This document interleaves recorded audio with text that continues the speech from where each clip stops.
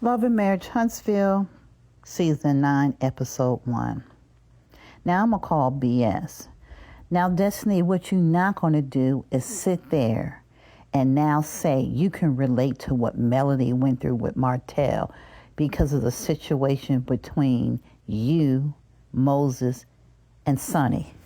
Come on now. Make this make sense. First of all, Martell and Melody was in a marriage for 14 years, and they had 4 children and had multiple businesses together. Martell stepped out on his wife, cheated, got a side chick, slut, pregnant multiple times during their marriage, and Melody had to divorce his ass and leave him. Her ex-husband tried to put revenge P on her. The side chick, forever side chick, went on the attack mode for years against Melody.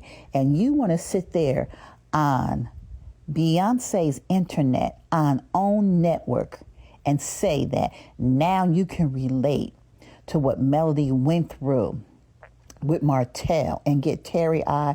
Well, you know what? The Academy Award goes to Destiny, because that was all a bunch of BS and nothing but acting. That's exactly what it is, because first of all, you cannot compare your 15 years a side chick relationship to a man who was married most of those 15 years. You cannot correlate. Cannot compare the two situations. They don't even come close. So you know what, Destiny? You can mess us with this BS about all teary-eyed. You know what?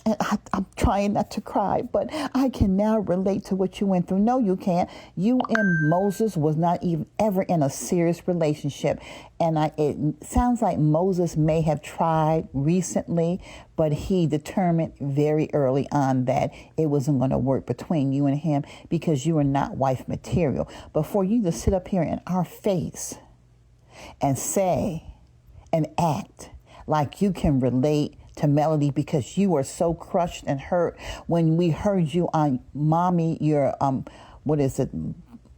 Dear Wifey podcast, saying that you and Moses were out of a relationship 5 months prior to him even meeting Sonny, that they started speaking. Make this mess make sense.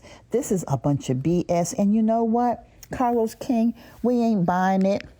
What you're not going to do is try to compare what this old fake storyline with no emotions, Destiny acting, to what Melody went through. No, we're not going to let you gaslight us like that. This is gaslighting at its finest. We don't buy it. We don't want the bullshit. We reject it. We say go back to the drawing board. No, what we say is that just speak on your own life.